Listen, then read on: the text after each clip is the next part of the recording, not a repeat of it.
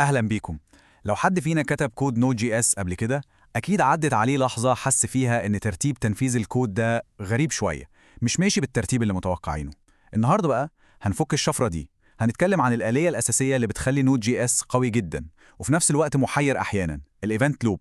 طيب، خلينا نبدأ بالسؤال الأساسي. اللغز المحوري في نود جي اس اللي أكيد حير مطورين كتير قوي، وهو إزاي أساساً ثريد واحد بس يقدر يتعامل مع آلاف الطلبات والاتصالات في نفس الوقت؟ الموضوع يبان مش منطقي. عشان نفهم خلينا نبص على الكود البسيط ده. عندنا تايم اوت بزمن صفر، وعندنا promise، وكمان process next tick، وفي الآخر جملة طباعة عادية خالص بتقول start. للوهلة الأولى الكود يبان تافه، صح؟ لكن في الحقيقة الكود ده لغز حقيقي.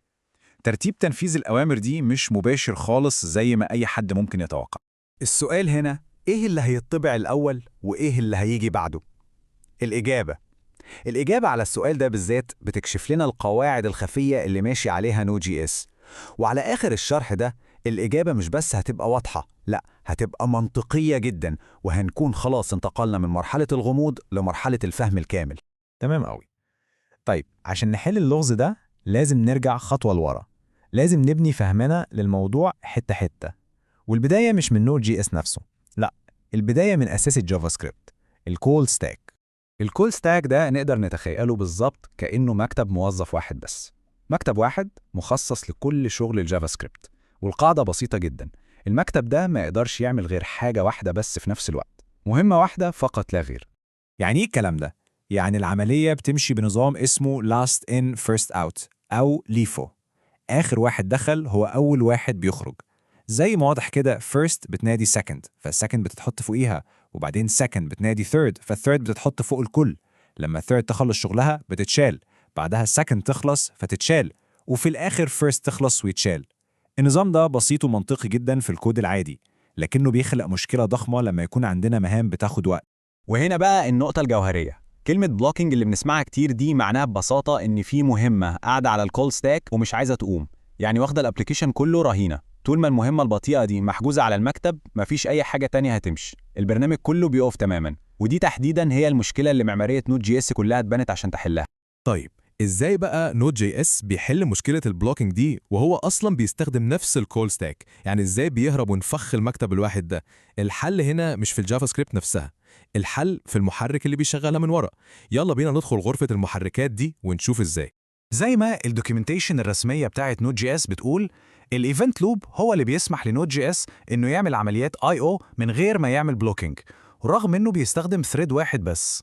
ده هو الحل العبقري لمعضلة السنجل ثريد. الايفنت لوب بيسمح لنود جي اس انه يرمي المهام اللي بتاخد وقت، زي انه يكلم داتابيز او يقرا ملف، على جنب ويكمل شغله عادي من غير ما يعطل، بالظبط كأنه مايسترو بينظم الاوركسترا كلها. خلينا نكمل في التشبيه بتاعنا.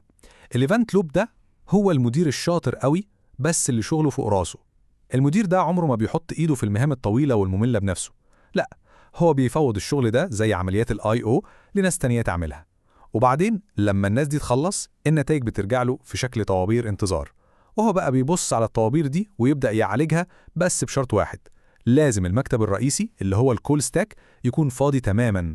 وهنا بقى الموضوع بيبدأ يبقى معقد شوية ومثير للاهتمام بجد، لأن مش كل مهام اللي في طوابير الانتظار دي بتتعامل بنفس الطريقة. لا خالص. المدير بتاعنا ده الايفنت لوب طلع عنده نظام أولويات صارم جدا. في ناس بتعدي الأول وفي ناس بتستنى. النوع الأول هو الماكرو تاسكس، ودي نقدر نعتبرها المهام العادية أو الضيوف العاديين اللي واقفين في طابور رئيسي. الإيفنت لوب بيمر عليهم بالترتيب في مراحل شغل المختلفة. أمثلة عليها حاجات زي set time out و set immediate والcall backs بتاعة عمليات ال I/O. أما بقى النوع التاني فهو المايكرو تاسكس، ودول بقى ال VIPs، الضيوف اللي ليهم أولوية قصوى وبيعدوا من غير طابور. المهام دي بتتنفذ فوراً بعد ما أي عملية حالية تخلص، وقبل حتى ما المدير بتاعنا يفكر يبص على أي مهمة عادية جديدة في طابور الماكرو تاسكس. أمثلة عليها promise.them و process.nextTick. وهنا يجي الفرق الجوهري بينهم، وده مهم جدا نفهمه. الماكرو تاسكس الايفنت لوب بياخد منهم مهمة واحدة بس في كل لفة، مهمة واحدة من الطابور. لكن المايكرو تاسكس لا، لما بيجي دورهم لازم الطابور بتاعهم بالكامل يتنفذ ويخلص كله على بعضه مرة واحدة، مش بس واحدة منهم، لأ، الطابور كله. وده بيحصل بين كل مرحلة والتانية قبل ما يفكر حتى يروح للماكرو تاسك اللي بعده. ودي نقدر نسميها القاعدة الذهبية. لو فهمنا القاعدة دي هنقدر نتوقع ترتيب تنفيذ أي كود asynchronous في Node.js. القاعدة بتقول بعد تنفيذ أي مهمة الران تايم هينفذ فوراً كل المهام اللي موجودة حالياً في طوابير المايكرو تاسك قبل ما يتحرك لأي حتة تانية.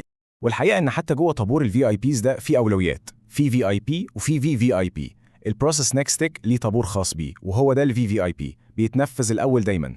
بعد ما طابوره يخلص بالكامل نبدأ نبص على طابور ال VIP التاني اللي هو بتاع البروميسز. فالترتيب الحقيقي بيبقى كده: أولاً الكود العادي اللي على الكول ستاك يخلص، ثانياً طابور النيكست تيك كله يخلص، ثالثاً طابور البروميس كله يخلص. بعد كل ده نبدأ نشوف المايكرو تاسك اللي عليها الدور. تمام. بما إننا فهمنا الفرق بين الماكرو والمايكرو تاسكس، خلينا بقى نركز شوية على ضيوف العاديين دول، الماكرو تاسكس. الإيفنت لوب بيمر على كذا مرحلة أو محطة عشان ينفذهم. خلينا ناخد جولة سريعة على أهم المحطات دي. أول محطة في لفة الإيفنت لوب هي مرحلة التايمرز. من اسمها دي المحطة اللي بيتشيك فيها على أي تايمرز اتعملت بست تايم أوت أو ست انترفال. لو لقى أي تايمر وقته خلص وجاهز للتنفيذ بينفذ الكول باك بتاعه هنا.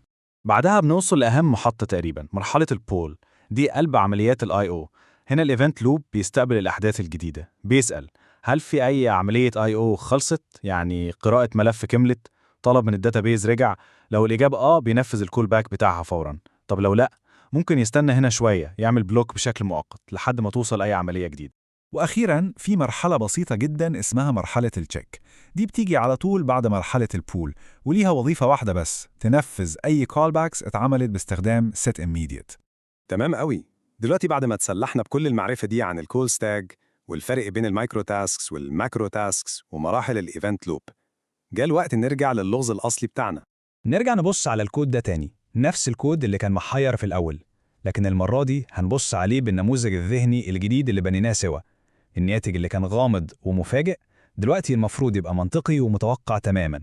يلا بينا نحلله خطوة بخطوة. أول حاجة، الإنجن بيمشي على الكود اللي مش محتاج انتظار، الكود المتزامن، فهينفذ console.log start على طول. كده الكول ستاك فضي.